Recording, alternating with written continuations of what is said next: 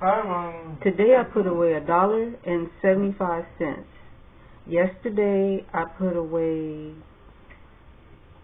I think it was $4 and some change. But like I said, it doesn't seem like much at the time, but if you're consistent, it adds up quickly. And so I'm really excited because accumulating money is just exciting in itself.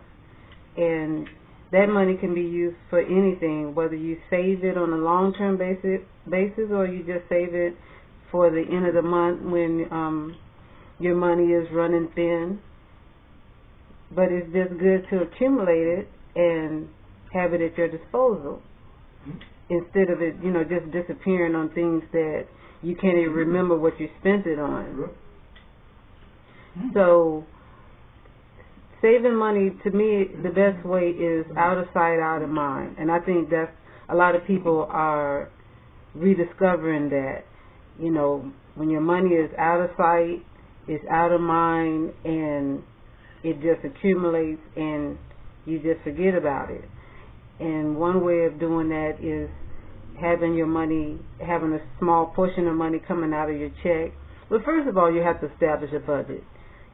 So lots of people live without a budget, and that's why a lot of people don't live well, because they don't have a budget. So you have to have a budget so your family understands how much money you have to work with, what your expenses are, and how much money that you can put to the side, and money for recreation, money for clothes.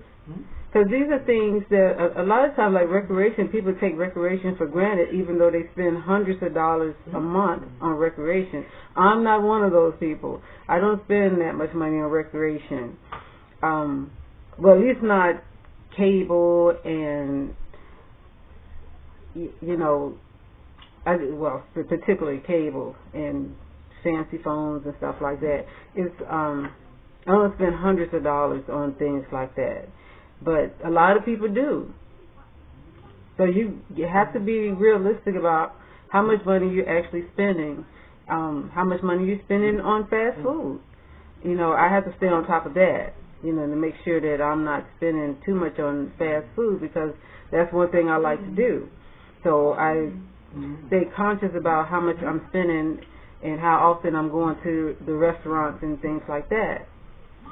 So putting some money to the side, establishing a budget so you know how much you can put to the side, and just put that to the side off the top. Like, have some money that come out of your check that goes straight to your bank account. You don't even want to handle it. And so when you're not handling, when it's not on you, when it's not personally in your pocket, you're not tempted to spend it. And another thing about saving is dealing with cash. I think that's the best way to go. When you don't need credit, everybody's trying to give you credit. When you actually need credit, nobody wants to give you credit. Nobody wants to extend money to somebody that don't appear to be capable of paying it back. But at the same time, when you're capable of paying it back, you really don't need the credit, because you have the capability of just paying for cash. And so I think that is an indication that it's best not to even deal with credit. If you can, don't even deal with credit. Just deal with cash. And dealing with cash, and I've heard several people say it before, it makes your spending more obvious to you. And then, that personal relationship between cash and yourself, we're not so quick to separate our cash from us. Where credit, you tend to spend more casually without really thinking much about it. But when you're dealing with cash, you give things a lot more thought. And dealing with cash keeps you within your means, and it keeps you free from owing people. It keeps you free from the burden of trying to figure out how you're going to pay back money that you borrowed, and because circumstances change. So when you're dealing with cash, you're paying for it. When you have the cash, you buy it. It's paid for. So when you don't have the cash, you don't owe anybody. So I think that is a beautiful state to be in. So saving money, accumulating money, whether it's a few dollars in a mason jar or taking money out of your bank account, your paycheck, take it out of your paycheck and let it go straight to your bank account. And, it takes a little discipline. Don't dip into it, have that. But so that's why you want to have a little bit of money, a little bit of mad money, but if you're trying to save and if you get plans where you got something that you want to do and you're trying to accumulate a little cash for it, then you're going to utilize a little discipline and you're going to keep that mad money to a minimum. And you can have $20 on you, and I think if all possible, every man, woman, and child needs to have $20 on them every time they leave the house. Should they spend $20 every time they leave the house? No. That is not to be spent every day. I mean, everybody needs a certain amount of money to spend, of course.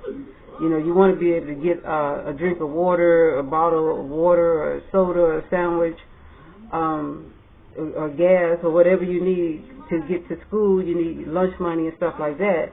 But as far as what you have to spend every day, that might be $5 or $6. Well, you have to spend that every day, especially if you're a student and you got to go to school and you have to pay for lunch or whatnot, and you're catching a bus or whatnot. You might even need more than that.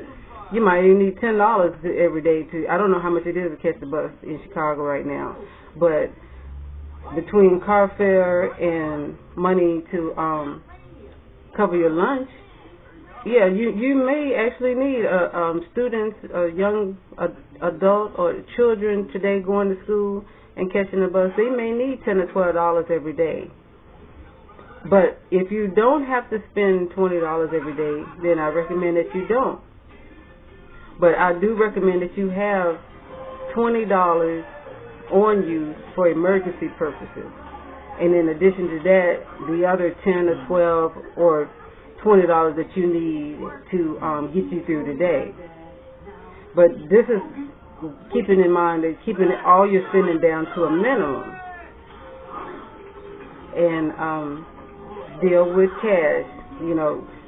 Credit. Once you pay off your creditors, kiss them goodbye and don't have much more to do with them, because cash will keep you free out of debt, and free from the stress of worrying about how you're going to pay back the money that you borrowed when your circumstances may be different. You may not have that job that you had when you took out the loan, or you may not be in the same situation when you ran up your credit.